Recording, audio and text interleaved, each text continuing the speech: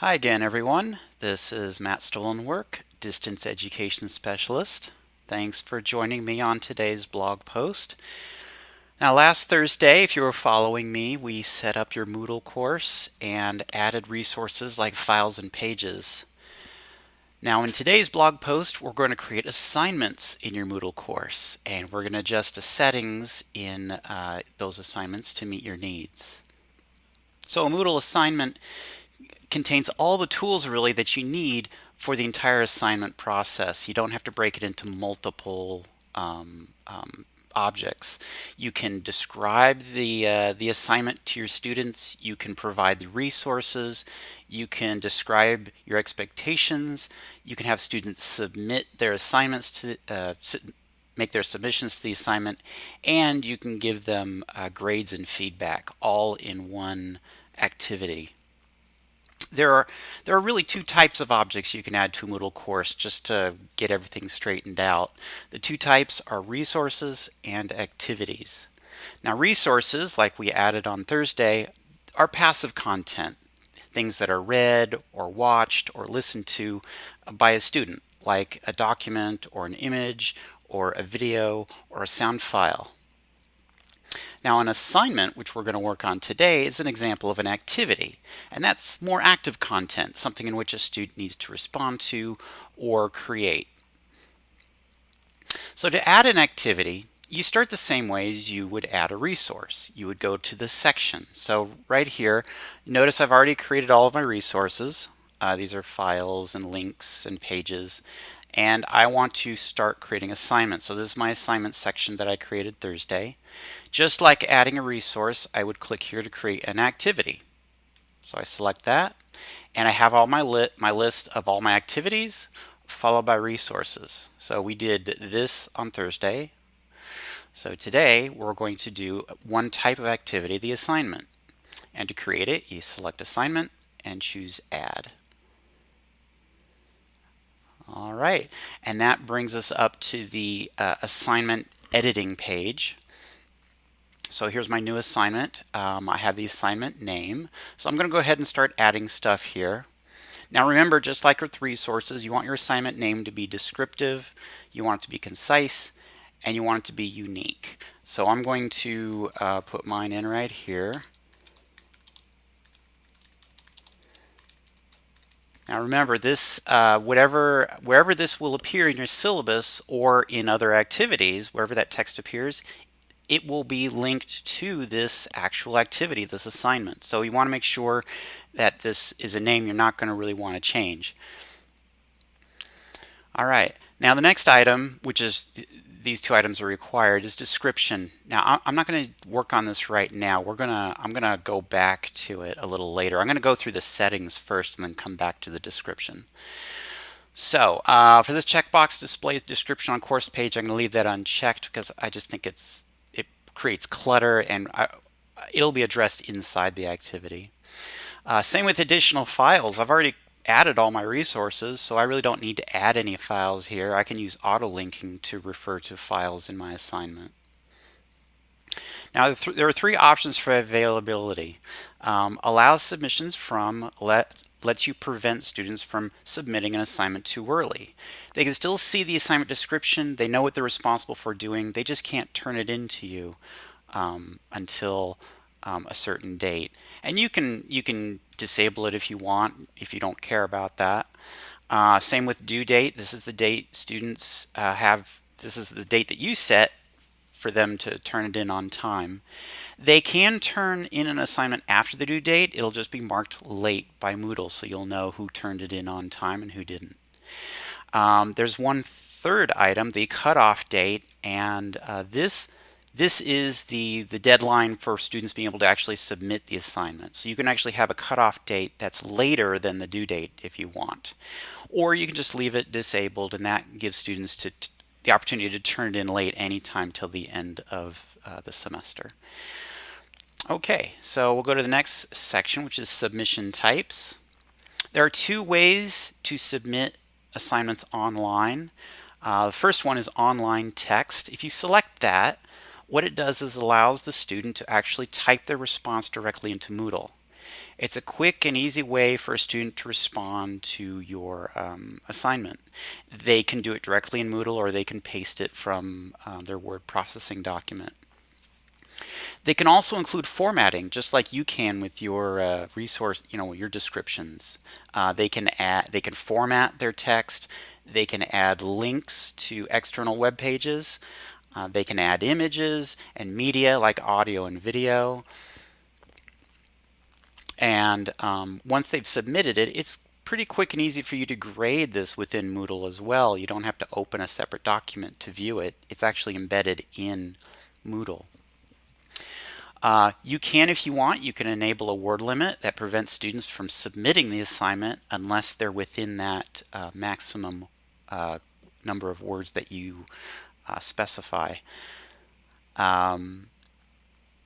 Okay, the other type of submission is file submissions. And you can choose either or both of these as an option. If you choose file submissions, what that does is obviously allows your students to submit a file, to upload a file from their computer to Moodle for you to grade.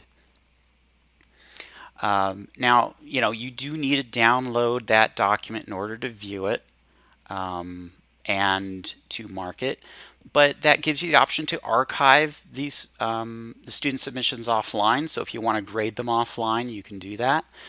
And if they submit it in Word, you can add annotations directly to the student's work. But then, of course, you must then re-upload the assignments, the submissions to each student's submission. Now, if you select neither of these, either it's an assignment for which there is no submission, or you expect students to submit, to make a submission offline, such as handing it in class or into your mailbox. For file submissions, you can specify maximum submission size, and I do recommend this. If they're just submitting a Word file, really 1 megabyte is more than enough for them to do that. That saves a lot of server space from students who are put in submissions that have unnecessary content like pictures and videos and stuff. But if you do in fact plan for students to turn in images, know that your average JPEG image for viewing on the screen is really going to be probably about less than a megabyte. You can bump that up if you want. If they're going to do an audio file is generally going to be a little more, at least 1 megabyte per minute. And a video is going to be at least 3 megabytes per minute. But at that point, it's probably better if your students post the video on the cloud on a service like YouTube and then link it, create a link on their submission to that video. So for feedback types, if you select feedback comments, that allows you to type in comments on a student submission. That's really common. I don't know anybody who doesn't select that. You can, if you want, if you are going to make annotations to a student's document, you probably want to select feedback files. That lets you upload a file back to their submission. If you plan on doing grading offline, you can choose offline grading worksheet. What that does is it downloads a grading worksheet along with student submissions that you can add scores to offline, and then when you're done, you can re-upload the worksheet and it will enter all those grades into the Moodle workbook. All right. If you have done an online text as an option, this comment in line is nice. What it allows you to do is to it pastes the student's submission into your comments, so you can actually make comments in line with their submission, making changes or typing feedback directly into their within the text of their submission. For submission settings, usually most of these are most people use the default settings for this. But if for some reason you want students to be able to save drafts before they submit, or you want them to be able to resubmit after grading, you want to check out these settings. Group submission settings only applies if you've created groups for your course. And notifications, most people just select the defaults for these as well. If you want to be notified if there's a submission, you can select yes for this. If you just want to be notified of late submissions, you can select this. And if you want to let students know of their assignment was submitted successfully, you would choose yes here. So how do you want to grade your assignment? There are three types of grades. There's none and scale and point. If you select none, that means this assignment won't appear in the grade book, but you still get to take advantage of assignment features like due dates and student submissions. It keeps students accountable for what they need to turn in, even if you're not giving a grade. The next one is scale, and if you're at United, you're probably going to be using the letter grade option, so you're probably going to choose this unless you have a more specialized need. The third type is points, and in this case you would just type in the maximum number of points possible, and then you enter a score up to that number of points. And the grade book will weight assignments based upon how many points they are. For your grading method, you can use simple direct grading where you just enter in the letter grade or the point value. You can, if you want though, use a marking guide or rubric to guide you and allow students to see it too, just so that they know how you're scoring as well. But this also aids you. You can use a rubric to actually select the level of mastery for each criterion. So it's a quick way to do grading. If you don't have categories for grades, you just use uncategorized. And likewise, most people leave these as the defaults as well. Common module settings is usually left default, and restrict access. This is an advanced option that most teachers, most professors leave access restrictions that there are none. And same with activity completion. So the settings are all set up for my assignment. I'm going to go back up to the top to the description and put something in there. So here in the assignment description, you really want to clearly convey to your students both what they can expect to do during the assignment and what you expect to see in their submission. You want to be clear, what are your criteria for a successful completion of this assignment? Now what I'll do right now is I'll go ahead and paste my description in here for my teaching philosophy assignment. Now I'm doing it in Word. I'm using a Word document, so like I did on Thursday, instead of just pasting it directly in, I'm going to paste through Word, and that helps to hold on to my formatting as best as possible. So I'm going to use this little box here to expand this so I can see more of it. So it's not perfect. I can always adjust the formatting. I have this big toolbar here to work with. So I'm going to, let's see, I'm going to change this to numbering. Well, I might be able to. We'll see what happens. I'll change that to numbering and see if it does it. Yep. And the bold is in place.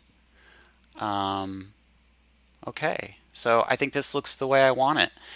So when you create yours, your description, here's some things to keep in mind, some considerations for adding to your description.